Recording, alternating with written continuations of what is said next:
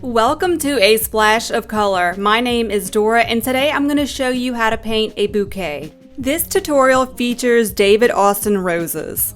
When I want to paint a bouquet, the first thing I do is choose which flowers I want and then practice a few of them. This helps with warm-up and it also helps me choose which ones I want to paint, which ones I need to work on, which ones I don't really like, etc. David Austin roses have lots and lots of petals, which I love. You can get really creative with these flowers and paint all the various petals in different tones and shades of color to add contrast, interest, and depth. I can paint any loose style flower and love it. It brings me great joy. I find it very relaxing and therapeutic. And I normally like the way they turn out. My problem is grouping them together in a bouquet in a way that looks harmonized. And I'm sure I'm not alone in this, and if you're like me, this tutorial is for you. I'm going to show you a few things you can do to help with this. The first thing is practicing the flowers that you want to paint. You can also try out different color schemes during these practice runs to choose the best palette for your bouquet.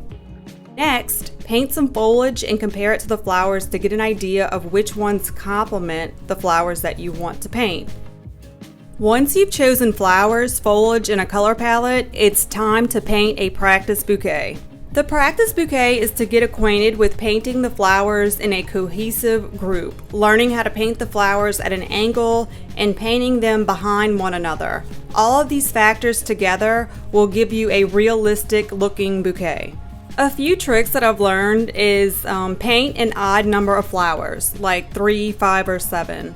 Also, vary the sizes of flowers and paint them in different areas. For example, don't put all large ones on top and all small ones on bottom. Mix them up and paint different sizes in random places. Just noticed I painted an even number of flowers, but anyway, once they're done, it's time for foliage. This has proven to be my biggest problem. I've messed up so many lovely bouquets. I've actually come to dread this part. I can't ever decide on just a few. I have issues with the angles, and for some reason I cannot scale it correctly. It always comes out way too big or way too small. One thing that may help is choosing a bouquet shape. This will give the bouquet structure and will automatically show you where to put the foliage and which areas to fill in. Another option, if you have the software for it, is building a digital layout of the bouquet. Now it's time to paint the bouquet. To start, I suggest painting a large flower in the center and then painting other flowers around it. For the large rose in the center, simply paint a flower shape, then fill it in with petals. As you work your way out, fill in the petal gaps as well. Then enclose the flower, painting more petals around it. By the way, I'm using the digital bouquet shown above for reference. At this point, just like the picture shows, make the petals wider as you move out from the center.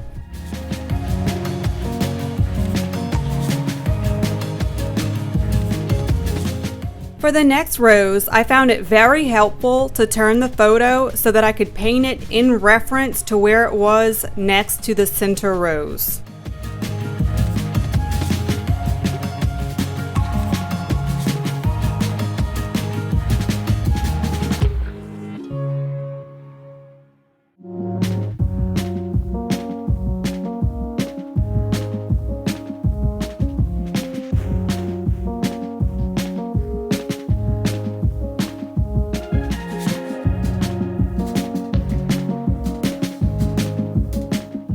For this next rose, I flipped the photo in the opposite direction along with my paper, and this made it very easy to paint it.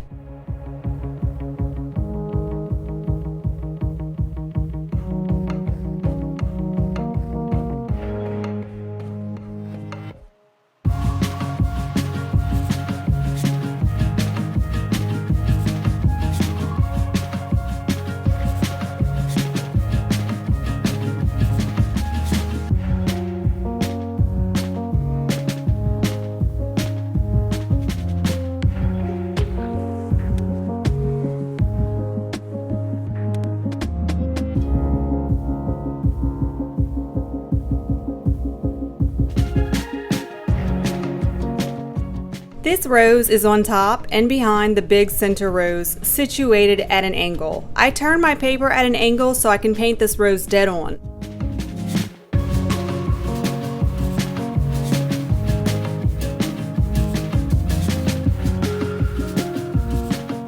This rose is at a side angle, so you can only see one side of its petals.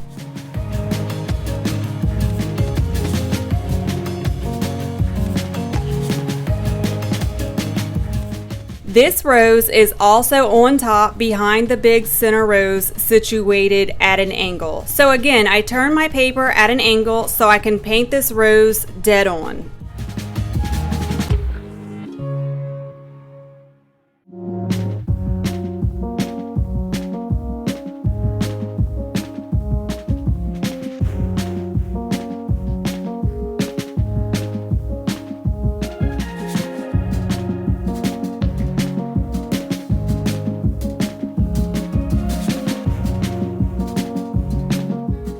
This is the last rose and it's a small bud.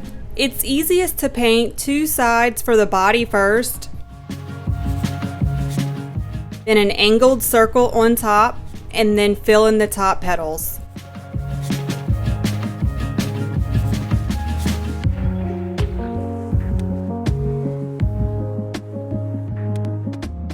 Here's my last tip. Make sure your paper is big enough or that you scale the flowers down to size. I tried adding some foliage, but there's not enough empty space, especially not to make a discernible shape out of the foliage, so I just added some small round leaves instead.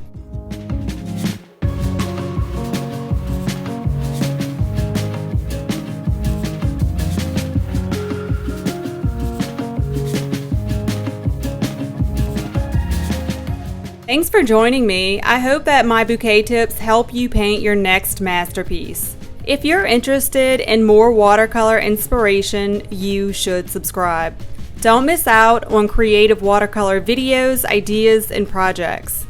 And if you're interested in DIY bath and body projects, you should definitely check out my other channel.